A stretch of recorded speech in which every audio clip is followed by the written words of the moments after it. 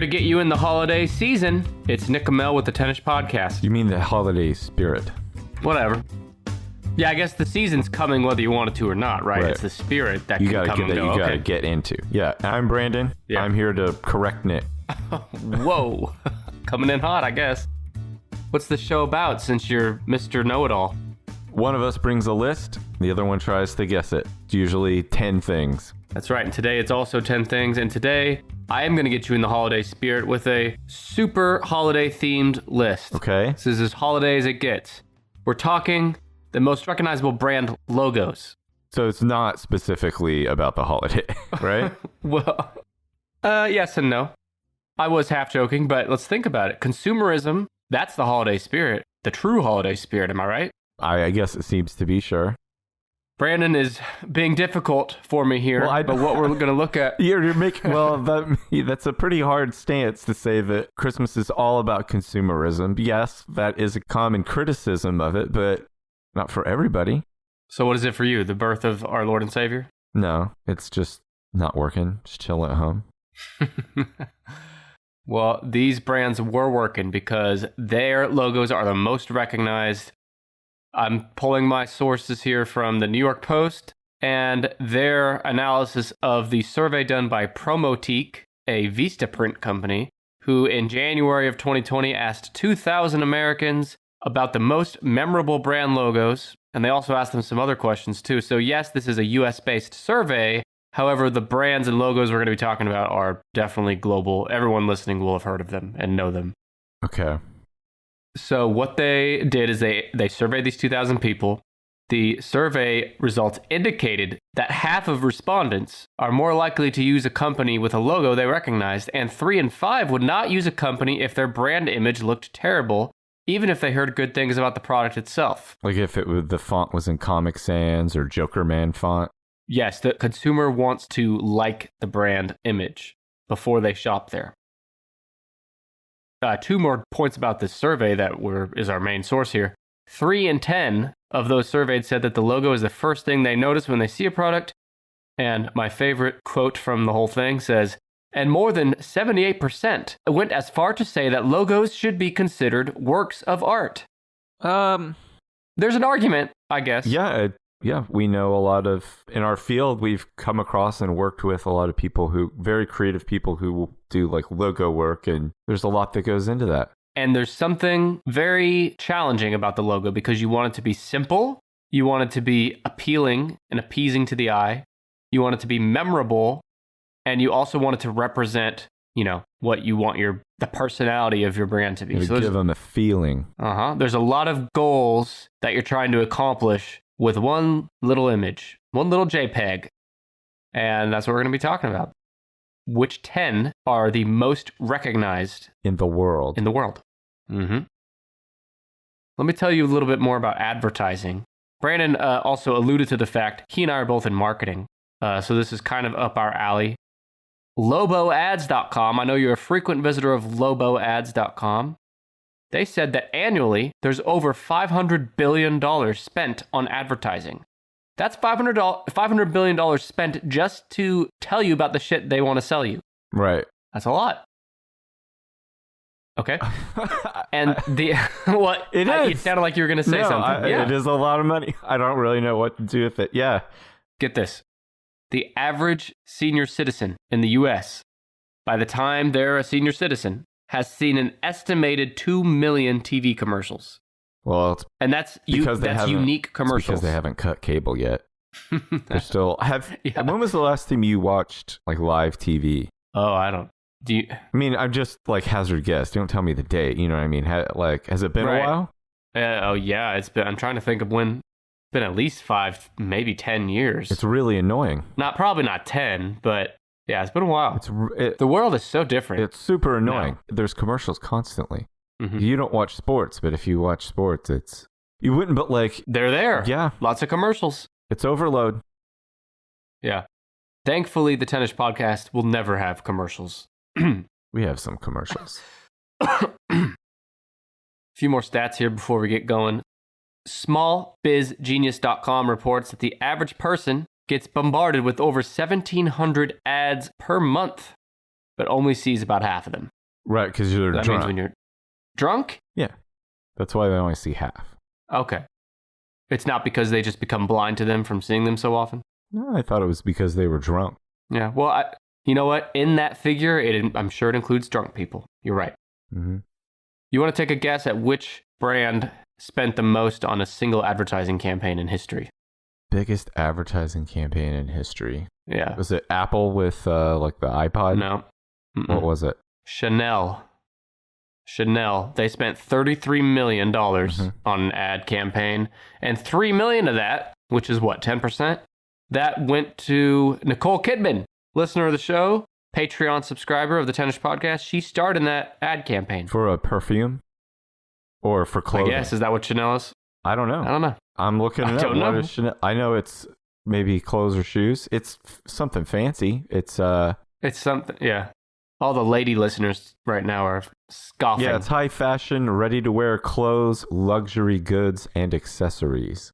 Uh-huh. I'm pretty sure they're going to be reaching out to the Tennis Podcast anytime to get a sponsorship deal going. Sure. We'll be up there with the likes of Jackie Kennedy, Kristen Stewart, and Marilyn Monroe. Uh-huh. I could see you in a saucy Chanel ad. Yeah, first we're going to have to learn what it is they make. Oh, they do have perfume. I thought they did. That's not important. Chanel, it's not important. Chanel number 5. That is the Nicole Kidman ad. Okay, there it is. Boom. Did it. All right, we can end the show. Hashtag Nick's Notes, I guess. Hey, I brought you that hashtag fun fact for us to all enjoy. My last little stat here before I let you guess is that this is just a random little factoid. As soon as chewing gum ads started showing people chewing 2 pieces of gum at once, sales doubled instantly. Isn't it funny how sheep-like the fucking American consumer is? Then camera zooms into the office at Wrigley, and this just evil man rubbing his hands together, and he's like, "Show me 3." Like, are you fucking crazy?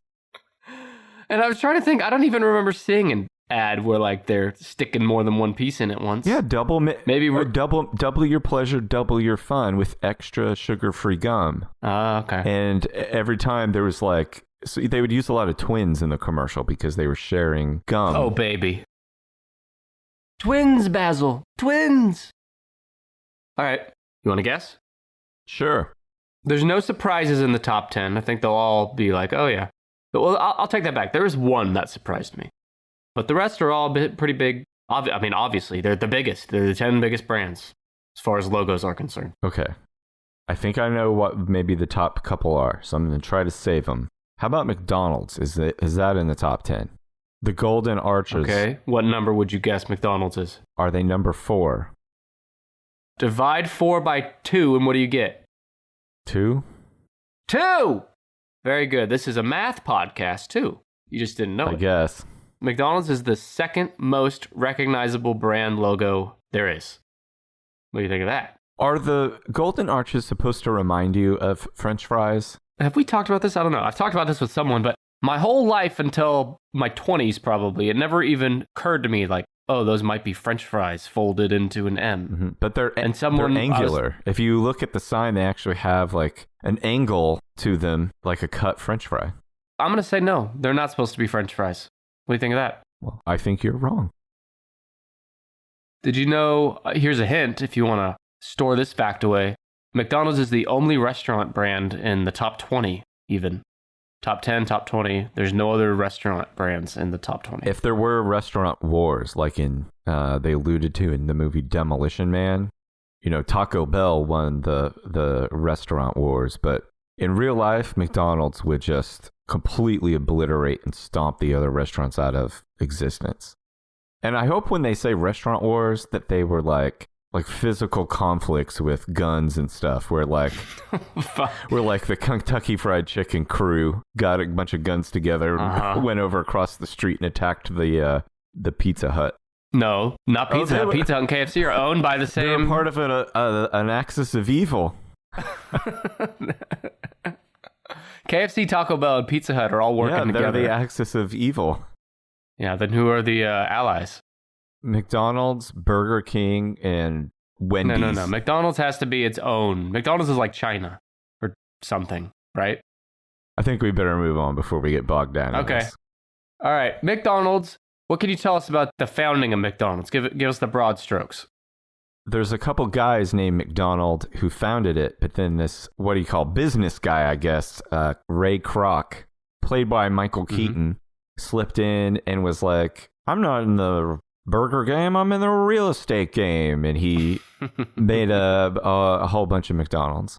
And Ronald McDonald and Mac and Me and Super Size Me.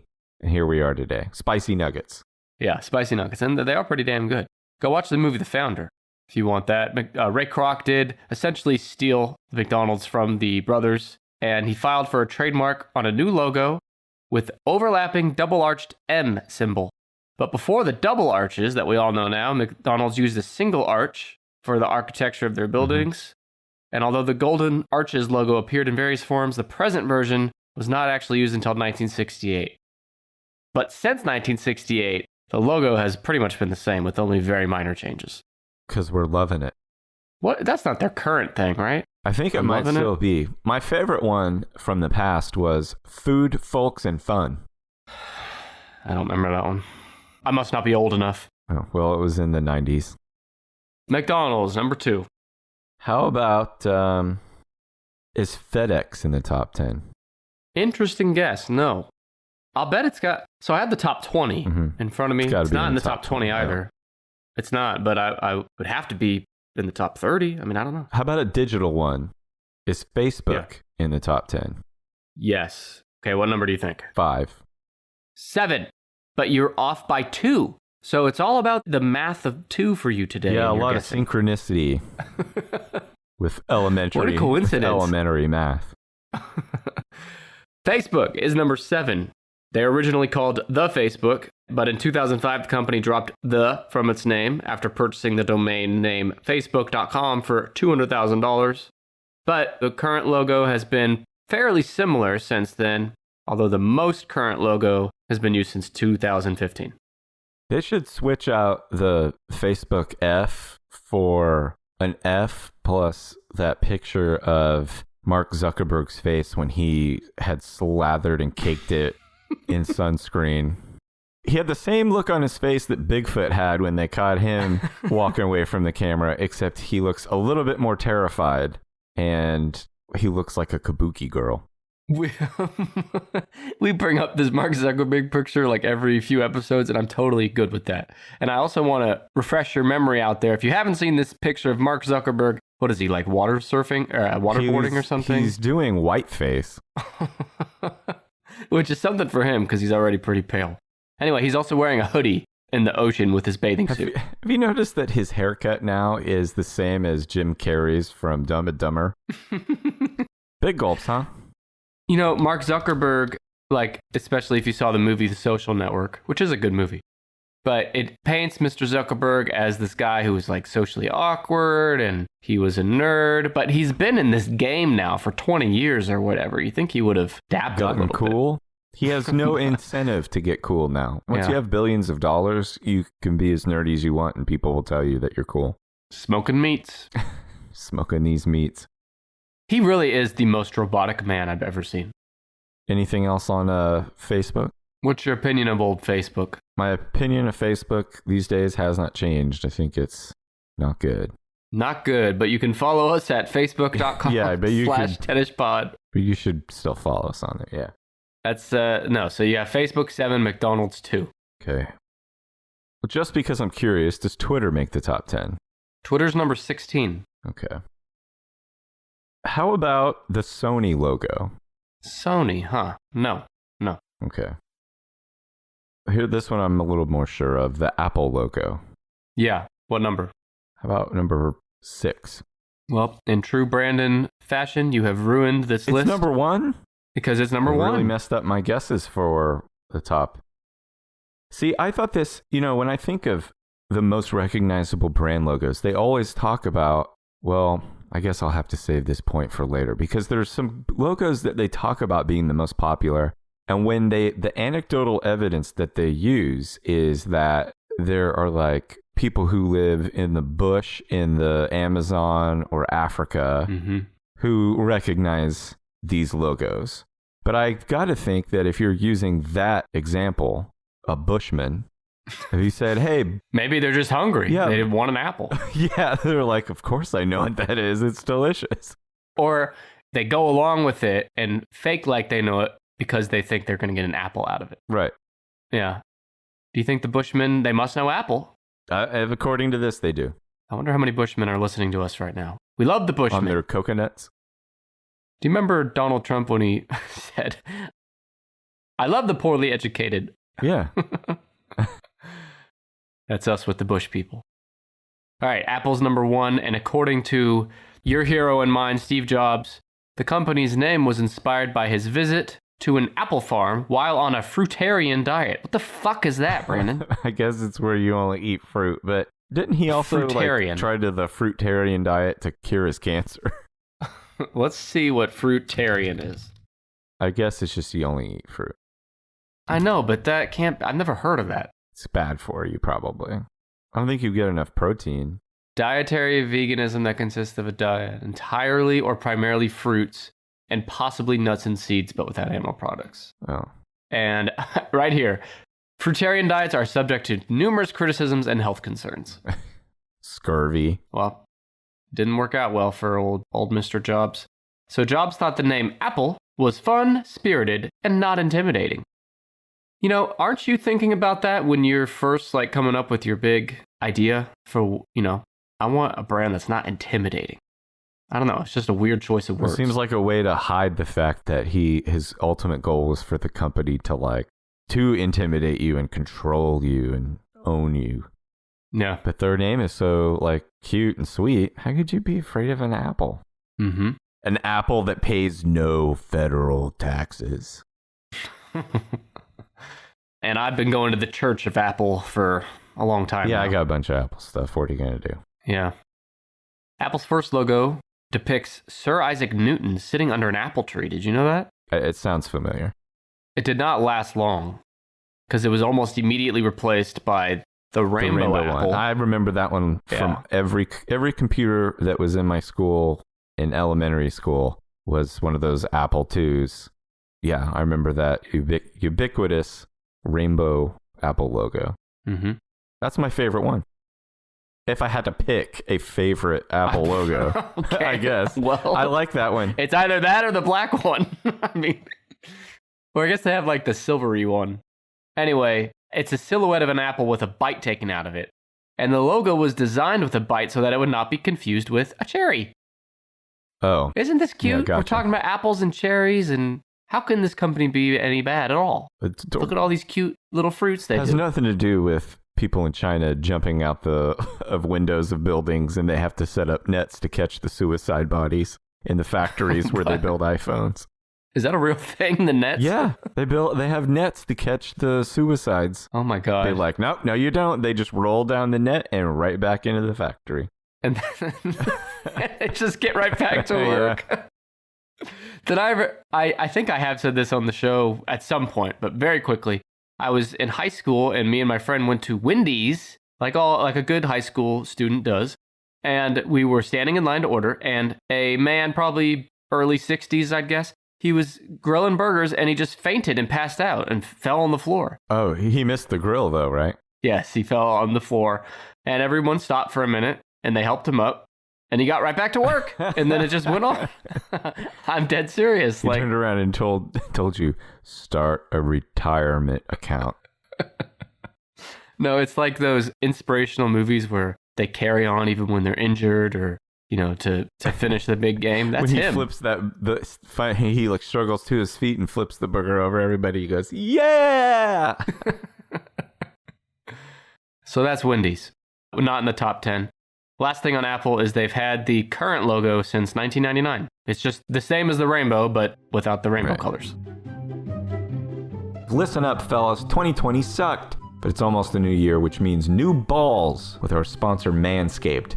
Manscaped is the best in men's below-the-waist grooming, offering precision-engineered tools for your family jewels and helping 2 million men all over the world get rid of the hair on their balls. If you let yourself go in 2020 while in quarantine, you're not alone. I wore sweatpants for 3 weeks and ate nothing but junk food and DoorDash. And when I put on my jeans for the first time in a month, they hurt me.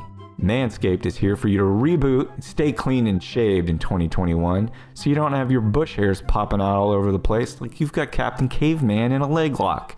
Manscaped's here to give you a fresh start 2021 with their Perfect Package 3.0. It's got all the right tools for the job. You can come out of quarantine with clean balls. Thanks to the Lawnmower 3.0, this waterproof and skin-safe trimmer will reduce nicks to your 2 best friends, who are presumably your right and left testicle. The 3rd generation trimmer even has a light on it. It's going to give you the glow up you need in 2021. You don't have to wear a miner's helmet or set up floodlights in your bathroom anymore.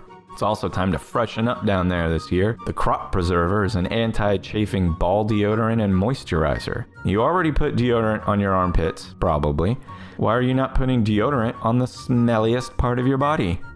Manscaped even threw in their Shed travel bag to keep all your goodies stored comfortably. And speaking of comfort, the Manscaped anti-chafing boxer briefs are also included and hands down the best underwear you're ever going to wear.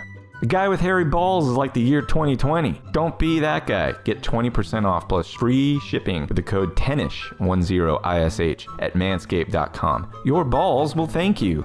Again, that's 20% off and free shipping with the code TENNISH, 10ISH at manscaped.com. That's 20% off, free shipping at manscaped.com. Use the code TENNISH. Happy New Year to your balls. Is Pepsi in the top 10? Almost. It's number 11. Okay, then. Do you take Pepsi or its competitor that's in the top 10? I very rarely drink unleaded cola.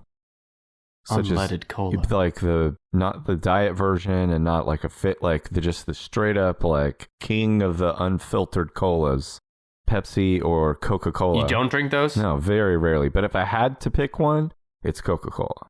Yeah. Yeah. Same here. Which I'm guessing is number 3. It is number 3. Well. But did you want to guess that now or did you want to save it for later? No, that's what I was going to guess next. Okay. All right. Coca-Cola is number 3. Yeah. If we were doing a different episode, I might spend more time talking about the history of Coca-Cola, which is actually extremely fascinating. With all the cocaine in the Coke. Yes. And off the top of my head, I think Coca-Cola has to be the oldest brand in here in the top 10. It goes all the way back to 1885. It was created by John Pemberton's bookkeeper. John Pemberton was, I think he was like a Confederate. War criminal. Yeah, Confederate Colonel John Pemberton was wounded in the American Civil War and addicted to morphine. Hell yeah. He had a medical degree and began a quest to find a substitute for the problematic drug. How about cocaine? I mean, basically, with a little bit of vanilla extract. I need to pick me up. Oh, you just morphed into Dr. Phil there. Well, that was more of a droopy dog. Look, I need to pick me up. And he turns into a coked out werewolf. Droopy Dog. How come no one ever talks about Droopy Dog? It's because it's not 1987. Well, we talk about all kinds of shit that came before 1987. Droopy Dog just seems like he's faded. Doesn't get his just due. He's really got to think of something controversial to get his name back out there. Okay. He's going to come out as an anti-masker. I'm too droopy. My jowls hang out. Plus, it's an attack on my liberty and freedom. All right. Anyway, John Pemberton. He's the Confederate colonel who was addicted to morphine. His bookkeeper, Frank Mason Robinson, created the Coca-Cola logo. I'm skipping around here. Right. Pemberton created Coca-Cola, and then this guy's bookkeeper created the logo in 1885. He said, make me a swishy logo. It says Coca-Cola. Swishy. Are you thinking of Pepsi? No, it's written in cursive, but it's also almost like calligraphy. It's very swoopy. Yeah, you're right. You're not wrong. It's just when I heard swishies, I thought about like his little brush pen or whatever, his quill. His fountain pen. Were they still in quills in 1885? No, fountain pens. Okay, you fucking knew that off the top of your head. Well, because that's what they use. Yeah. So Robinson, the guy that came up with the logo, he came up with a name and chose the logo's distinctive cursive or swooshy, whatever the hell you said, script. The writing style used, known as Spencerian script, was developed in the mid-19th century and was the dominant form of formal handwriting in the U.S. during that period, which tells me that he just wrote in like the normal for the day cursive, right? Oh. Just the word Coca-Cola. And everyone was like, yeah, that's the normal way to write. If it was like the Google logo, people would have been like, what, do you just half-ass it? All right, we are going to talk about that, believe me. Well, so yeah, Coca-Cola was just written in a normal writing, basically, for the day, and it looks all cool now, but I don't know, it is kind of boring when you actually think about it. It's just the word Coca-Cola. Wait, the logo? I think the logo looks awesome. I mean, yeah, it's fun. But it's just boring. It's just the name. I like that old style of I'll bet you do. Of signs and stuff. Like if you go to Silver Dollar City, outside of Branson, Missouri, and they have all those old timey shops and stuff. That's the kind of writing that they have on their signs. Yep, and I know all of our listeners have got to be very familiar with Silver Dollar City. Oh yeah, it's the Las Vegas. It's in Branson, the Las Vegas of Missouri. No, it's if Ned Flanders ran Las Vegas. Okay. Yeah. Wait, one more thing on Coca-Cola. Just a random note. Did you know that Coca-Cola came under scrutiny in Egypt in 1951 because of a conspiracy theory that the Coca-Cola logo, your precious Coca-Cola logo that you hold in such high regard, actually, when you reflect the logo in a mirror, it spells out, "No Muhammad, no Mecca," in Arabic. Oh, I think that was probably a total accident. What do you have to say to that? How are you going to defend it now? That's exactly what I thought. I think it was a total accident. Yeah, you're on. Is it the same? It's the same thing if you like play a Black Sabbath record backwards. You hear him tell you to like have a dance party with the devil. Mm-hmm. Which isn't that bad. I mean, don't rule that out till you try it. That would actually be really cool. Devil can boogie. Got a hell of an ass on him too. That's Coca-Cola. It's number 3. What about Target? No, not in the top 20. What about Starbucks? Yes, Starbucks is often found in Targets. What number do you think Starbucks is? Number 8. 5. Your streaks of 2 type numbers comes to an end. We are on quite a hot streak there, Brandon. We've talked about the Starbucks logo before because we talked about she used to show her nipples. Well, we're going to get into it. I have a note here that says, quote, Starbucks has the naughtiest logo in the top 10. Yeah, they have a logo that you could have private time with. Well, Jesus Christ. Oh, they're really far. No, they're really far apart. You know what I'm talking about? I got to look it up now. Her boobs are practically in her armpits. No, I mean, they're just kind of... Nick. Well, I don't know. Nick. I've actually never seen boobies, so I don't know. I don't know. Well, let me tell you, those bags of sand are in the wrong spot. 40-year-old virgin. They're supposed to be on the chest. They're not supposed to be like... They are on the chest. They're just kind of on the far sides of the chest. She looks like she's trying to carry groceries in, and she's got a couple under her arms. Have you seen the older logo where she has the tails? Yeah. Those tails look freaky as fuck now, right? Are you talking about... Are we talking... She looks like a cryptid. Yeah, that's what I'm talking about, where you can see her boobs. Okay, let me tell you about this logo. Are we looking at the same one? There's multiple versions. That's part of where you can see her boobs. There's only one where I can see her boobs, and it's the one that has a cryptid like... It looks like a wood carving, and her boobs are under her armpits. Yeah, there's that one. But there's another one that came later where her hair's on top of her boo-boos. Yeah. She has tails on that one, too. Yeah. And that one looks even weirder. It looks like she looks like she's doing the splits with chicken feet. Yeah, like she's, come and get it. Yikes. This is the quality content our listeners are here for. Just to hear us talk about the Starbucks mermaid spreading her legs saying, come and get... Her boobs are in her armpits. And we appreciate you listening. Now, about this fucking logo. In 2006, a Starbucks spokeswoman said that the logo is an image of a twin-tailed mermaid or siren, as she's known in Greek mythology. Mm-hmm. But the logo has been significantly streamlined over the years. In the first version, the Starbucks siren was topless, oh baby, and had a fully visible double fishtail. Oh God, do you need to take a break like me? No, keep going. And the second version, which was used from 87 to 92, her breasts were covered by her flowing hair, but her navel was still visible. Oh. Because I guess that's still too much for some people. Now, in the third version, used between 1992 and 2011, her navel and breast are not visible at all, and only vestiges remain of the fishtails. And finally, in 2011, Starbucks announced that they would make small changes to the company's logo, removing the Starbucks word mark, enlarging the siren image, and making it green, like money. Yeah. That's it.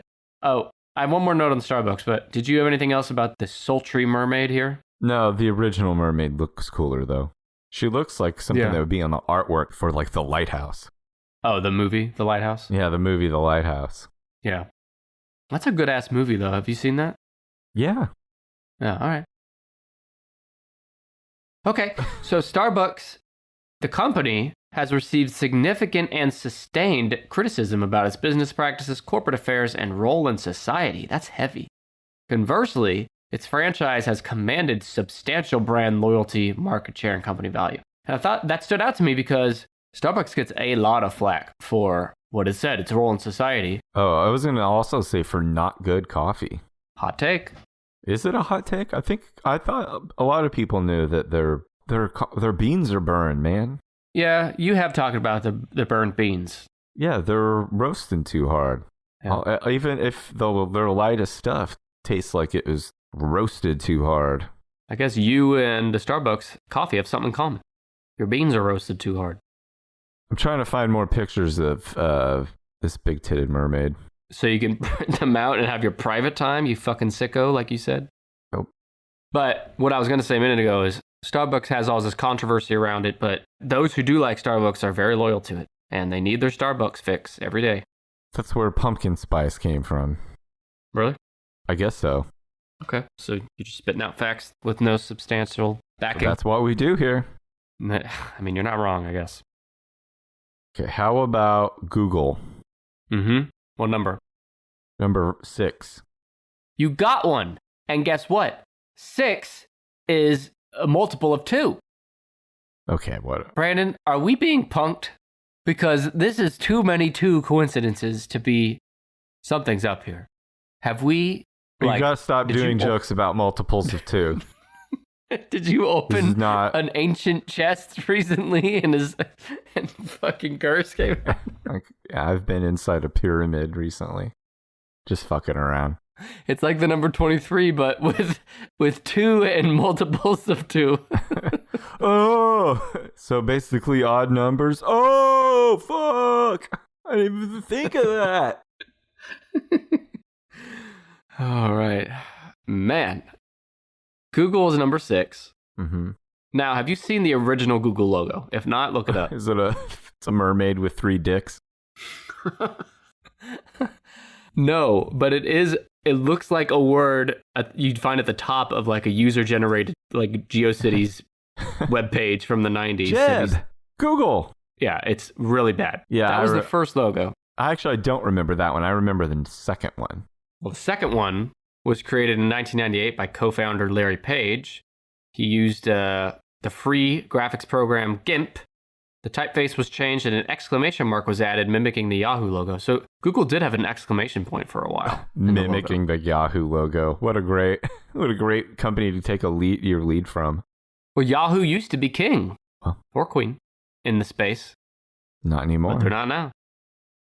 Do you think Yahoo will cease to exist in like, let's say 20 years? They must have dirt on somebody. I don't think so. There were a lot of different color iterations. Mm-hmm. The graphic designer who developed the now famous logo said, name is Ruth Kedar, by the way. We ended up with the primary colors, but instead of having the pattern go in order, we put a secondary color on the L, which brought back the idea that Google doesn't follow the rules. Yeah, it did make me think that. Yeah. Well, actually, I think every single iteration of their logo, including the current one, looks stupid.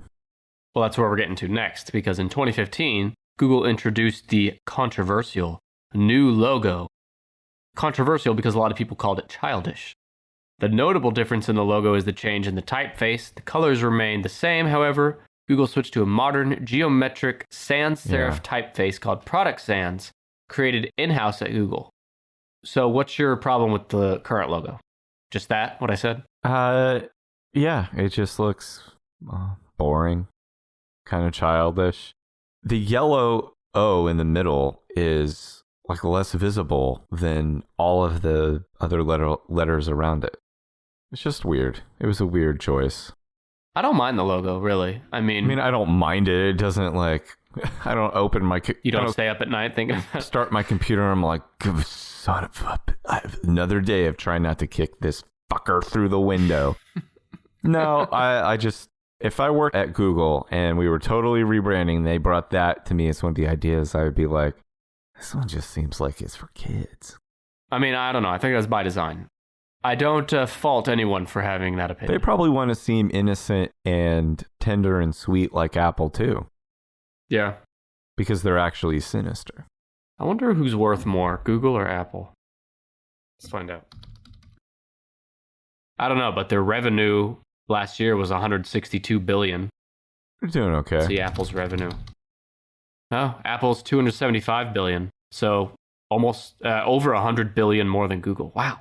You know, it's just surprising because Google has like 1 billion product lines, including like YouTube and shit. But I don't know. Maybe it's not surprising. But Google's just more diversified, I guess, is my point. Yes. But this is why nobody gives a fuck at all. So I'm going to keep going. You have 4 left in the top 10. 2 of them are kind of techie brands on the same line as Facebook and Google. 2 of them are very much not that. Oh, there are more tech brands left? Yeah, 2. Okay, well, I'm going to have to save those because I still need to guess Disney. Nope, number 13. Nike. Yes, number 4. Aha. And 4 is... I'm not even going to say it because you know... It's 2 2s. It's twice the 2. We're being haunted right now. Spooky. Nike. What's your opinion on Nike, Brandon? How many Nike shoes do you own? It's funny you ask that. I was just doing some organizing, cleaning out of shoes and tossed some old shoes. And I only have 1 pair of Nike shoes, and I hardly ever wear them because they feel like shit on my feet. They do not feel good. The Nike shoes I've had in the last few years have not held up very well, and they don't feel good on my feet. Well, fuck you too, says Nike, listening right now. I don't think they're missing me. Well, they're not, because as of 2020, the brand Nike is valued in excess of $32 billion, making it the most valuable brand among sports businesses. So take that, Brandon, well, I've given and your negativity. I've given them money for other things, just not their shoes. Like what? Is there a Nike porn site I don't know about? Yeah. Did you know that the company was originally called Blue Ribbon Sports until a rebrand to Nike in 1971? And the name Nike comes from... Greek god. Greek goddess, you sexist animal. I didn't know it was a goddess. Didn't want to know. Of what? Goddess of victory. Oh. Of course. The Nike swoosh first appeared in its 1971 logo, and the logo we all know today was first born in 1978, and the only changes since then came in 1995 when they removed the word Nike from above the swoosh. So now the swoosh stands alone, and that's all that's needed to identify a product as Nike. Now, what is one of Nike's biggest competitors? Adidas. Adidas. Are you surprised to hear Adidas is in the top 10, above companies like Disney, Pepsi? No, Adidas Twitter? is the 4th one that I wrote down on my list to guess. So I actually was going to guess Adidas. Maybe I'm underappreciating them. But like, if I saw the 3 lines or 3 bars... Europe and Russia. Oh, no, I get that. That's part of my notes. But like, I'm saying me personally, if before I did this list, if I was just out in the world and I saw the 3 bars that is the Adidas logo without the word Adidas on it, I don't know if I'd instantly... Oh, I would, for sure. Did you know that Adidas is a German multinational corporation founded and headquartered in Herzogenaurach, Germany, that designs and manufactures shoes, clothing, and accessories? It is the largest sportswear manufacturer in Europe and the 2nd largest in the world after Nike. All day I dream about soccer. Yeah. You said it's number 8? Yeah. And it was started by Adolf Dassler in his mother's house. Don't get a lot of Adolfs these days.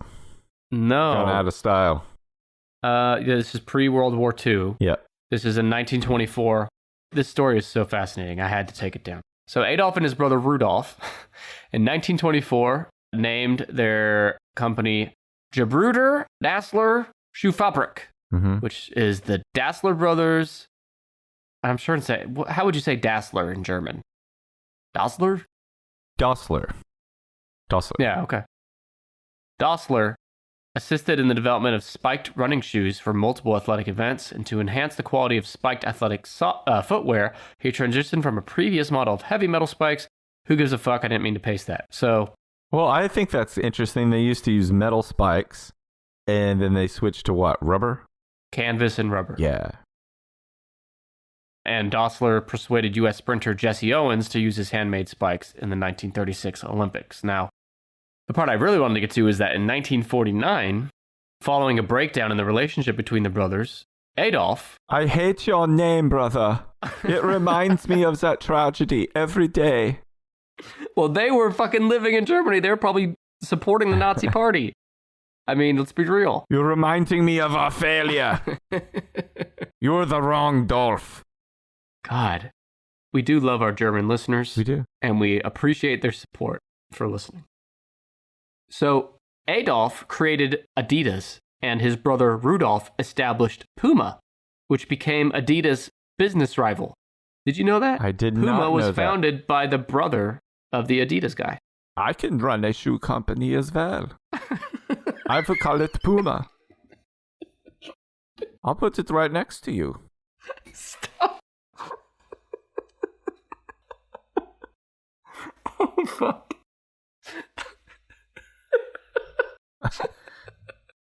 What does an Adidas even mean?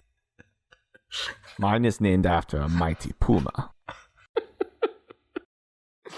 Fuck, you might have to do the rest of the show without me, Jesus Christ. Get it together. Slap yourself. I've already been slapping myself under the table. This whole episode. The three stripes that make up Adidas' identity have been used. Let's see, the branding which Adidas bought in 1952 from Finnish sports company Karhu Sports. They bought it for 1,600 euros and 2 bottles of whiskey. And since 1997, the company has used the 3 bars logo by itself. Yeah. Adidas, number 8. I will do 4 bars. I can start the shoe company as well. Fuck, that killed me. 2020 has already reshaped how we work, and businesses across the world are challenged to be at their most efficient, and every hire is critical. It's intense. Indeed is here to help. Indeed is the #1 job site in the world, has more visits than any other job sites according to ComScore. Indeed helps you find quality candidates quickly so you can focus on hiring the person you need to keep your business going. And unlike other job sites, Indeed gives you full control and payment flexibility over your hiring. You only pay for what you need. You can pause your account anytime, and there are no long-term contracts. And now, Indeed's new way of matching you with candidates instantly delivers a short list of quality candidates whose resumes on Indeed match your job criteria that you can contact the moment you sponsor a job, making Indeed the only job site that can move as fast as you do. Right now, Indeed is offering our listeners a $75 credit for free to boost your job post. That means more quality candidates will see it fast. Try Indeed out with a free $75 credit at Indeed.com/Blue Wire. This is their best offer available anywhere. Go right now to Indeed.com/Blue Wire. Offer valid through December 31st. Terms and conditions apply. Just like Mama always said, foosball is the devil. But what's not the devil is our sponsors, Bet Online. Bet Online is your online sportsbook experts, and they're going the extra mile to make sure you can get in on every possible chance to win this foosball season. From game spreads and totals to team, player, and coaching props, Bet Online gives you more options to wager than anywhere else, including Mama. You can get in on their season opening bonuses today and start off wagering on wins, division, and championship futures all day, day. Head to BetOnline today to take full advantage of all the great sign-up bonuses. Just go to betonline.ag and use the promo code BLUEWIRE. That's BLUEWIRE, all one word, BLUEWIRE at betonline.ag. Bet Online. They're your online sportsbook experts, and don't worry, what Mama don't know won't hurt her. Okay, you said techie companies. Yeah, 9 and 10 is what you, I think that's... How about Samsung? Yeah, 9 and 10. No Samsung. And techie, think more along the lines of Facebook, Google. Right, on the internet. You said not Twitter. How about Instagram? No, that's number 17.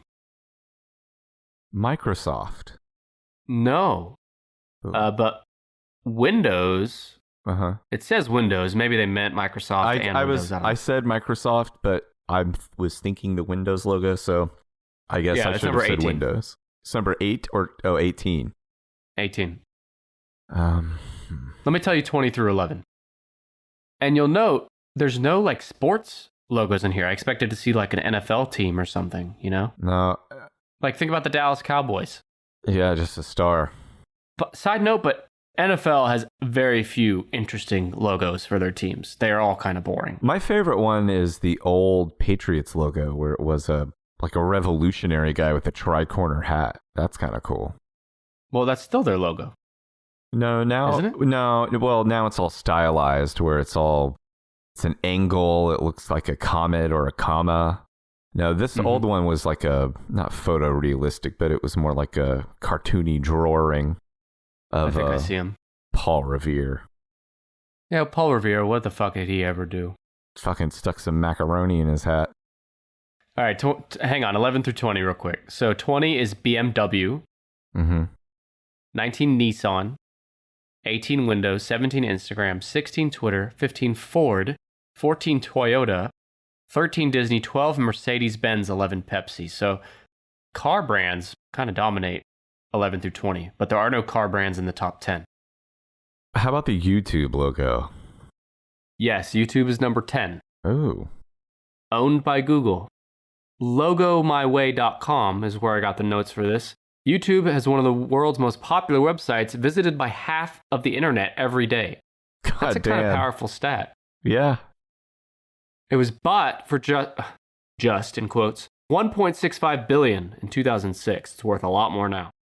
There aren't too many YouTube users who would understand why the term tube is used in the company's name. Yeah, cathode tube ray television. And that's right. Which was used in old TVs and monitor models.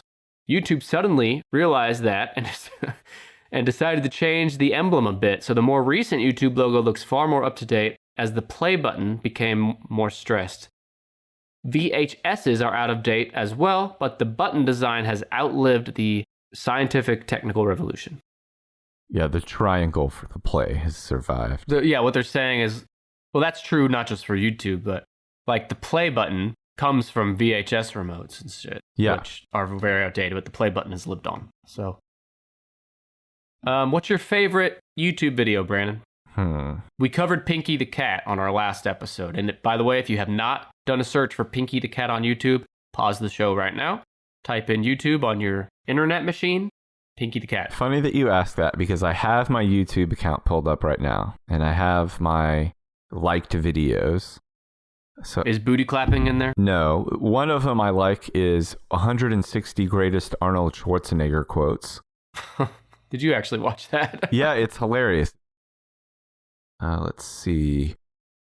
The kid who says, I like turtles. That is a classic. Sneezing Panda. Like some of these are kind of like cliche to even say now because they're like so ingrained in pop culture. But Sneezing Panda, like the first time you see it, pretty great. The monkey who picks his butt, smells his finger, and falls off a tree branch. I've talked about this one on here before. It's on the Rock and Roll Hall of Fame's YouTube channel. It's Prince, Tom Petty, Steve Winwood, Jeff Lynne covering While My Guitar Gently Weeps, and Prince makes them all look like fingerless children. Princes among kings. Yeah, exactly. Winnebago Man. I love when he calls the fly you fucking jackass, you goddamn jackass to a fly. All right, so that's YouTube. It's number 10. You just need 9 now. YouTube has really messed up my kids' sense of patience. anything that I need to fix around the house, or one time I even like looked up a certain sound and then the make and model of my car, and someone had recorded that same sound with the same make and model of car that I had on YouTube and diagnosed what the problem was. So I searched for it, found it, listened, was like, that's the same noise, and I could see what the problem was with my car. That is absolutely incredible to be able to do that with, you know, a phone in your pocket. And it's messed up my kids that like anything you want to see, anytime you want to see it from pretty much any time in history, you just type it into this website and there's video of it. Well, it's messed up your kid, but it's also messed up me and you, all of us. Nah, YouTube has not me. Changed everything. It is weird to think about a world where you can't just pull up YouTube and search for any song ever or any movie trailer ever. Or a few years ago, I mentioned to my wife, we were talking about Reba McEntire, and I said, well, she likes those Fritos. She was like, what are you talking about? I was like, you know, I know what I like, and I like Fritos. She's like, I have no idea what you're talking about. I said she was in a Fritos commercial, and she had never seen it. So I looked up Reba McEntire Fritos commercial, and there it was. And what blew my mind beyond the fact that it was on there was like kind of going even deeper. Someone had recorded a television show or something, an episode of Touched by an Angel, and recorded it on VHS and saved it. It survived like 20 years. Until the YouTube. And then they were watching it and they're like, I need to digitize this. I need to go to the trouble to digitize this VHS tape. And I need to edit out the Reba McEntire Fritos commercial and add it to YouTube and add the appropriate tags so that if someone wants to find Reba McEntire doing a Fritos commercial, they can find this video. It's insane. No matter what it is you think of, someone out there has taken the time to do it. Almost every time. It's so rare to not find something on YouTube. It's more rare to not find what you were looking for. That's just wild to me. Yeah, there you go, YouTube. Like Brandon singing Santa Baby. You won't find that on there. You won't find that on YouTube. We were talking about YouTube, and I want to give a plug real quick because last week on the show, I mentioned at the end that you and I were going to be guests on the LA Not So Confidential video podcast. We joined forensic psychologist Dr. Scott and Dr. Shiloh to do a 10-ish podcast style list of the top 10 smartest serial killers ever based on IQ. So basically, you could look at this as just an extra bonus episode of the 10-ish podcast. That's essentially what it was, except you could see our pretty faces too. The reason I want to bring this up now is because we're posting it on our YouTube channel. So if you missed it, you can go watch it right now on YouTube. Just go to youtube.com/10ish podcast. Or if you're a Patreon member, I've also published the audio version of the episode on the Patreon feed. So just want to give a shout out for that. Check it out. Okay, so I got one left. You said it's also tech related, right? Yes. Okay, I've written down 3 guesses, and I think with these I have to have gotten it. I'm going to do my 2 least likely ones first. Okay. Netflix. Oh. No, what else? eBay. No. Amazon. I'm actually surprised Netflix isn't in there. They did kind of change their logo like halfway through, so maybe that's something. Oh, yeah, maybe so. Amazon is number 9. Yep. Kind of low, actually, I thought. Because you see that little smiley face, and you instantly know what that is. Right. Amazon has been referred to as one of the most influential economic and cultural forces in the world, as well as the world's most valuable brand. Amazon is showing no signs of slowing down. And so the following notes come from logomyway.com. Amazon was founded by Jeff Bezos in 1994 under the name Cadabra. What a dork. Bezos changed the name a year later to Amazon after realizing the original name's phonic resemblance to the word cadaver. Because when you say cadabra real fast, it might sound like you're saying cadaver. Right, which is... But either way, he's a nerd. So the Amazon logo has had 3 different iterations over the years, but neither of the first 2 stuck. The company's first logo was simply the word Amazon.com spelled out in black font with a larger yellow font used for the O. So that was replaced by a logo that featured the company name with a straight yellow line beneath it. On top of the word Amazon.com, the words books, music, and more were spelled out. I remember that one. So that stuck around until 2000. since 2000, they've used the logo with the curved arrow beneath it that looks like a smiling mouth. Now, what that actually means is that beginning at the A in Amazon and ending at the Z, this design element of the Amazon logo is meant to portray the message that Amazon sells everything from A to Z, which is actually pretty clever. Right. And by having the arrow in the logo stretch from A to Z, Amazon is able to convey to its customers that the company can meet their every need, and it actually serves a double purpose because it also looks like a smile. Except it's only pointy at one end, which makes it look like a sinister grin, or maybe smirk? a smug smirk. Could be a dimple on the cheek. I think it's Jeff Bezos going like, I took everything from you. I took everything. He gave everything to us. No. Look at all the shit you've got in your house from Amazon. But you are right. We're both right. Because Amazon, I struggle with Amazon. Because questionable company, to say the best. Yeah. But they're just so fucking convenient. And they have everything. And usually for the best price, at least in my experience. There's nothing you cannot find on Amazon. And you can get it all for free 2-day shipping. I mean, I don't know. How are you going to compete with that? You can't. Not gonna. Better not even try. No. That's Amazon number 9. I fucking knocked that out. Kind of. Let's go back through the top 10. Number 10, YouTube. Number 9, Amazon. Number 8, Adidas. And who was Adidas' founder, and his brother did what? I'm not intimidated by you. I can start my own shoe company. I'm going to name it after one of the most fierce animals in all of the animal kingdom, a puma. That's 8. 7 is Facebook, featuring our friend Mark Zuckerberg, definitely not a robot. I'm a real boy. 6 is Google. 5 is Starbucks, featuring those big mermaid titties. 4 is Nike. 3 is Coca-Cola. 2 is McDonald's. 1 is Apple, which even the Bush people know the Apple logo. That's the top 10 most recognized brands. Brand logos. I did it. What's your favorite logo, just artistically, out of those? Out of this list? Yeah, favorite and least favorite. Probably a tie between the Nike and Adidas logos. Mm-hmm. I think they're the most abstract of all of the logos. Yeah, I just think they're the most visually appealing. And which ones do I think they're the worst? I think I already complained enough about them, but Google. Facebook's looks really stupid. So does, I think Facebook, Amazon, and Google's, all of those. The YouTube one is probably the best of the internet ones, but I think they all look pretty stupid. Stupid's a strong word. I like how clean they look. I don't know. Just they're clean, they're sleek. But my favorite is Nike, probably. I don't mind Apple's either, just because I like the idea of like, they don't even need to spell out their name in the logo. You just see that apple and you instantly know what it represents. I think McDonald's is pretty boring. Adidas used to think they had that until you did this podcast and said, look, I don't know what the fuck that means. You said, it looks like kitty cat scratch, and old Rudolph's over there going like, no, that's the wrong one. It's a kitty cat is a puma. I would know Adidas paired with the word Adidas for sure. But on its own, the 3 bars, I don't know.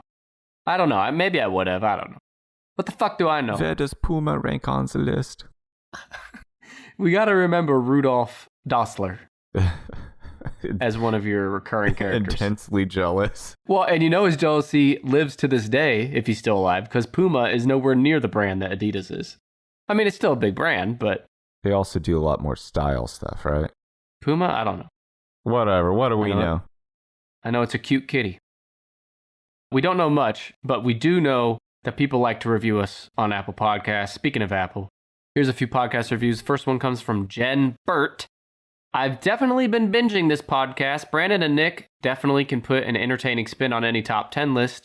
I cherry-picked through topics I found interesting at first, but continued listening through everything since the guys are such great hosts. You're hooked. You're addicted. Well, there's a couple things I wanted to pick out there because she mentioned that she cherry-picked through topics. Yeah. And I mentioned earlier that the Apple logo had a bite taken out of it so people wouldn't confuse it with a cherry. There's more of this insane synchronicity. I know. I think Do you have a gypsy curse put on you about the number 2 and cherries? Is it any coincidence that the number 2 is the number of times that stupid cherry coincidences have come up today? Oh, there's another 2. Thank you, Jen Burt. And from My Bros Pod on Apple Podcasts, really enjoy the wide variety of topics, engaging and entertaining, guaranteed to get you laughing. Can't wait for more. Now, that's a strong guarantee. I don't want to guarantee that you've been laughing this whole time. It's possible that I'm tickled to death by Brandon's German accent, but everyone else is just sitting there like looking at their watch waiting for him to finish. You're tickled pink, but they're tickled brown. Gross. Something about being tickled brown. Blech. Makes my skin crawl. It makes your bowels empty. Thank you for the reviews, and if you want me to read your review on a future episode, just go to Apple Podcasts, rate and review us, and then bend over and allow Apple to take everything from you. That's what they'd like. Just turn around and go, take everything from me. And Apple would just shrug and go, all right, sure. Saves me some time.